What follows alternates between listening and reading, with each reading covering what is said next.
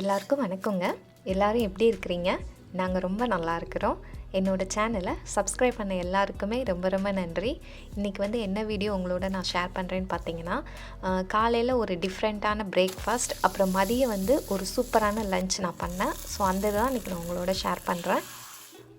நான் அக்கி ரொட்டி அன்றைக்கி காலைல பிரேக்ஃபாஸ்ட்டாக பண்ணேன். ஸோ அக்கி ரொட்டி பண்ணுறதுக்கு ஒரு பிளேட்டில் நான் 1 கப் அரிசி மாவு, தேவையான அளவு உப்பு, தில் லீவ்ஸ் அப்படின்னு இருக்கும் அது ஒரு கப், அப்புறம் கொஞ்சோண்டு கொத்தமல்லி இலை, ஒரு பச்சை மிளகா, கொஞ்சம் சீரகம், கொஞ்சமாக ஒரு டீஸ்பூன் அளவு எண்ணெய் சேர்த்துக்கிட்டேன். இது எல்லாத்தையும் ஃபஸ்ட்டு நல்லா கையிலே நல்லா மிக்ஸ் பண்ணிவிட்டு, அதுக்கப்புறம் கொஞ்சம் கொஞ்சமாக தண்ணி ஊற்றி நல்லா மாவு கன்சிஸ்டன்சி வரும் இல்லையா, நம்ம சப்பாத்தி மாவுலாம் பண்ணுவோம்ல, அந்த ஒரு கன்சிஸ்டன்சிக்கு மிக்ஸ் பண்ணேன்.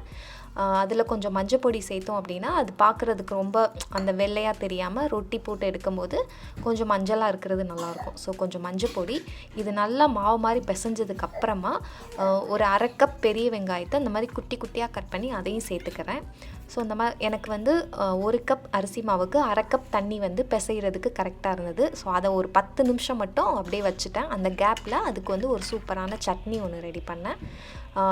நம்ம கடலைப்பருப்பு இருக்கு இல்லையா, அது ஒரு 2 டேபிள் ஸ்பூன் கடலைப்பருப்பு, அந்த மாதிரி தோல் இல்லாத கடலைப்பருப்பு இந்த மாதிரி லைட்டாக வறுத்துட்டு, அதில் கொஞ்சம் ஒரு 1/2 கப் துருவின தேங்காய், கொஞ்சம் புதினா, 2 டீஸ்பூன் பொட்டுக்கடலை, ஒரு சின்ன சைஸ் புளி, ஒரு டீஸ்பூன் அளவு இஞ்சி, இதை போட்டுட்டு கொஞ்சம் தண்ணி சேர்த்து நல்லா அந்த மாதிரி பேஸ்ட்டாக அரைச்சி தனியாக எடுத்து வச்சுக்கிட்டேன்.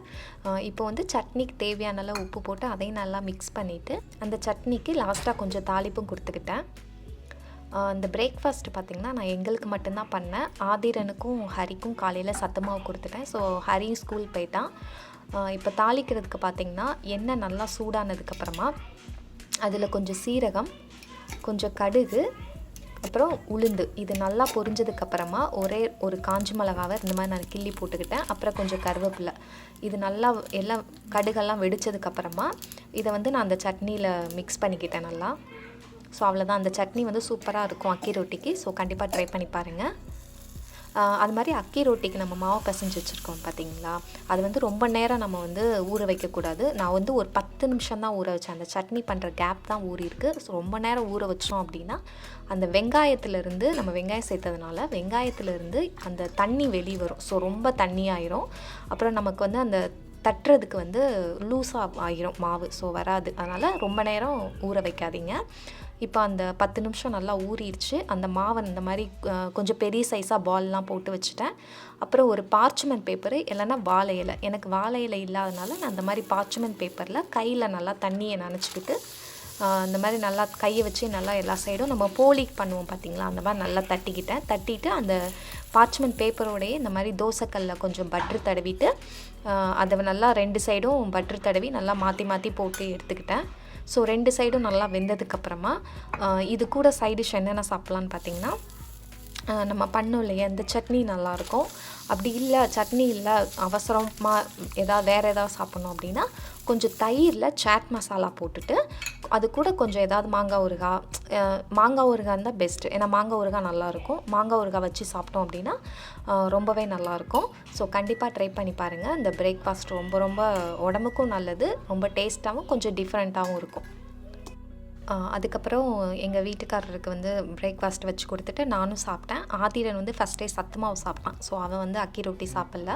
ஸோ 1 கப் மாவுக்கு நம்ம பிசைஞ்சோம் அப்படின்னா 2 பேர் நல்லா சாப்பிட்லாம் பிரேக்ஃபாஸ்ட்டு. ஸோ நாங்கள் சாப்பிட்டதுக்கப்புறமா அங்கே கிச்சனில் உள்ள மற்றது எல்லாத்தையுமே அங்கங்கே கழுவுறதெல்லாம் எடுத்து சிங்கில் போட்டுட்டு அதுக்கப்புறம் நான் மதியம் லன்ச் பண்ண ஸ்டார்ட் பண்ணிட்டேன். லன்ச் என்ன அன்றைக்கி நான் பண்ணேன் அப்படின்னா, மஷ்ரூமில் பிரியாணி.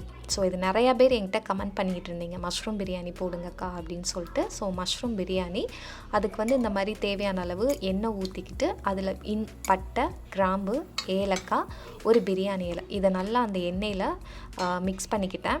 அதுக்கப்புறம் பெரிய வெங்காயம், ஒரு பெரிய சைஸ் பெரிய வெங்காயத்தை இந்த மாதிரி ஸ்லைஸாக கட் பண்ணி சேர்த்துக்கிட்டேன். கூடவே ஒரு பச்சை மிளகா, எனக்கு நான் ரொம்ப காரமாக சேர்க்கல, ஸோ அதனால் ஒரு பச்சை மிளகா போட்டிருக்கேன். உங்களுக்கு காரம் வேணும் அப்படின்னா நீங்கள் 2 பச்சை மிளகா கூட சேர்த்துக்கலாம். போட்டுட்டு அதுக்கு தேவையான அளவு உப்பு போட்டு அதை நல்லா மிக்ஸ் பண்ணி விட்டுக்கிட்டேன்.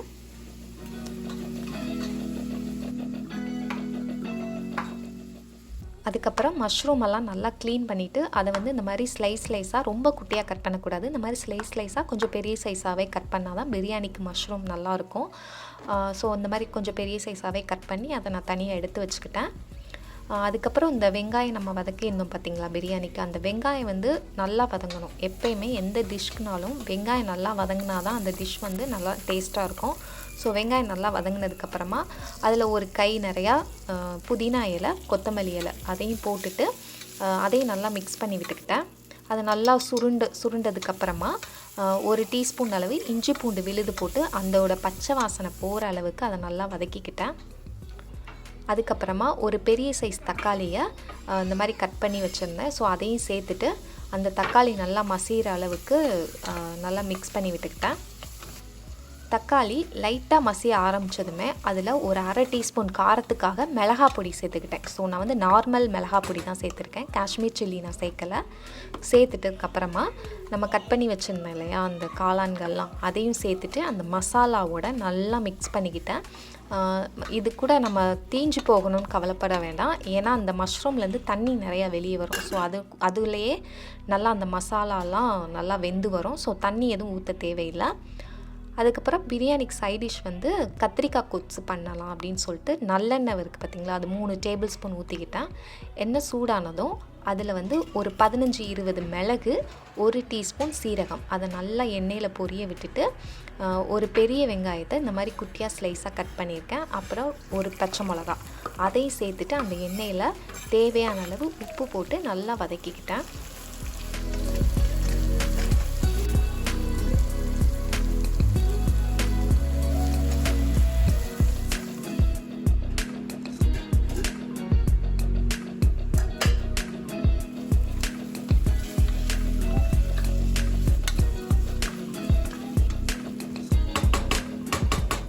இந்த கத்திரிக்காய் கொத்துக்கு பார்த்திங்கன்னா ஒரு லெமன் சைஸ் அளவு புளியை நல்லா ஹாட் வாட்டரில் ஊற வச்சுட்டேன். அப்படின்னா தான் நமக்கு புளி நல்லா அந்த எசன்ஸ் எல்லாம் நல்லா கரைஞ்சி வரும் ஹாட் வாட்டரில் ஊற வச்சோம் அப்படின்னா.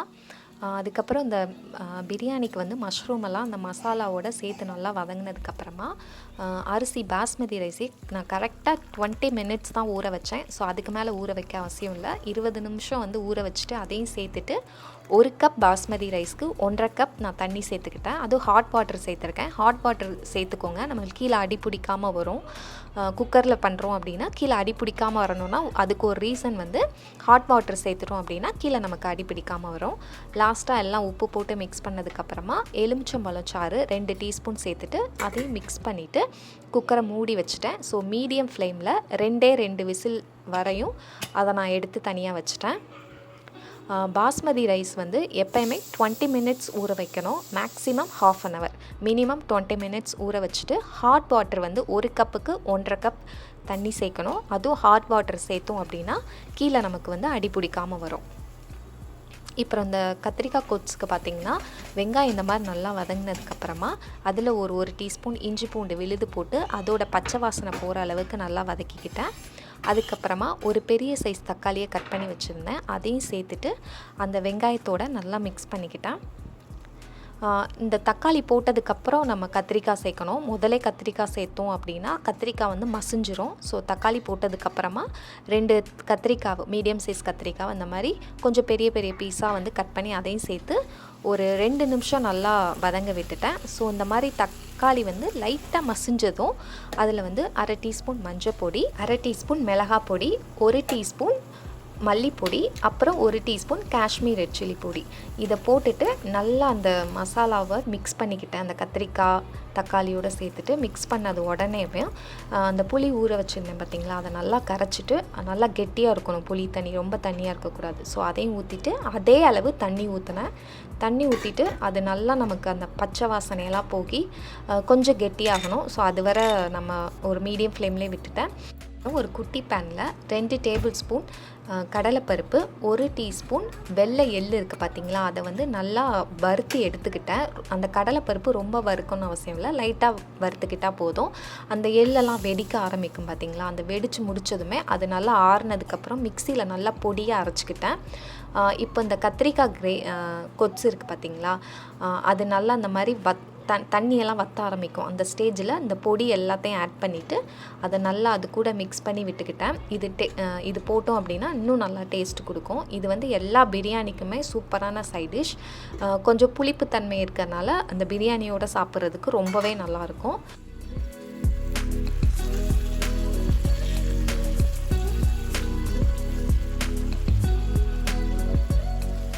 இந்த மாதிரி நம்ம சாப்பிட்ற கன்சிஸ்டன்சி இந்த மாதிரி கெட்டியானதுக்கப்புறமா லாஸ்ட்டாக கொஞ்சம் கொத்தமல்லி இலை போட்டு அதையும் மிக்ஸ் பண்ணிவிட்டு தனியாக நான் ஒரு பாத்திரத்துக்கு மாற்றி வச்சுட்டேன்.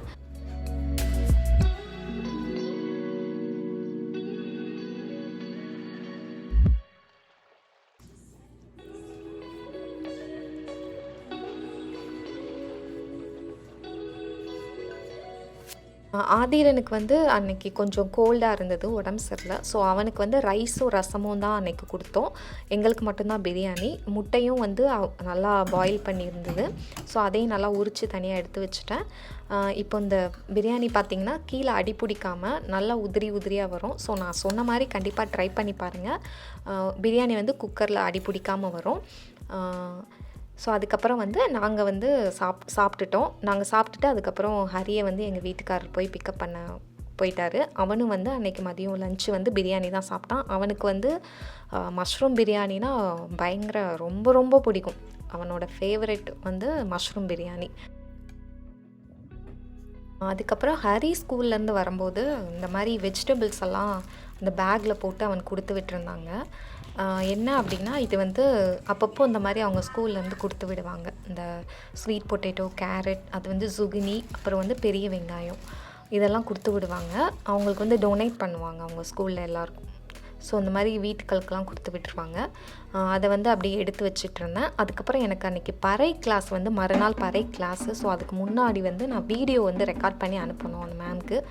எப்போயுமே லாஸ்ட் மினிட் தான் அனுப்புவோம் இல்லையா, அது மாதிரி மறுநாள் கிளாஸ்க்கு முந்தின நாள் தான் நான் ரெக்கார்ட் பண்ணி வீடியோஸ்லாம் அனுப்பிக்கிட்டு இருந்தேன். ஸோ அதுதான் அந்த இது ப்ராக்டிஸ் பண்ணி பார்த்துட்டு இருந்தேன். பட் ஆனால் வீடியோ எடுக்கிறதுக்குள்ளே போதும் ஆயிடுச்சு. ஏன்னா ஆதிரனுக்கு லைட்டாக வேறு கோல்டு. ஸோ அவன் பக்கத்துலேயே வந்துகிட்டே இருந்தான். கொஞ்சம் வீடியோ அப்பப்போ நிப்பாட்டி எடுத்து திரும்ப எடுத்துகிட்டு இருந்தேன் நான். February month பர்த்டே செலிப்ரேட் பண்ணுறவங்களோட நேம்லாம் சொல்கிறேன். சந்தியா, பிரதீக்ஷா, கலை, அன்புஸ்ரீ, தனலக்ஷ்மி, ஈஸ்வரி, ஆயிஷா, ஷாலினி, மமிதா, ஜீவிதா, ஜீவா, மோனிஷா, ஸ்ரீலக்ஷ்மி, ராஜேஸ்வரி, சங்கீதா, அரவிந்த், சஹானா, ஸ்ரீ சௌமியா, யாஃபியா, இவங்க எல்லாம் February month பர்த்டே செலிப்ரேட் பண்ணுறாங்க. இவங்க எல்லாருக்குமே ஹாப்பி பர்த்டே. அப்புறம் அதுக்கப்புறம் சாமி கும்பிட்டு சாமிக்கெல்லாம் விளக்கு போட்டுட்டு டீ போட்டேன்.